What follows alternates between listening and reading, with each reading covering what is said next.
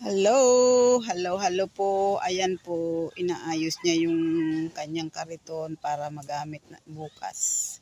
Pagpanguha ng kahoy, ayan po. Inaayos niya. Ayan, pininturahan na nga po niya yan. Ayos niya yan. Para pag ano niya bukas, pag alis, ayan. Ayan. Inaayos niya yung gulong.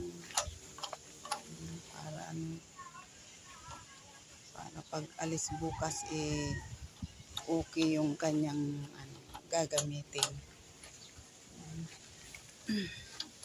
Ito lang po ang ginagamit niya pang kuha ng ng kahoy para sa uling.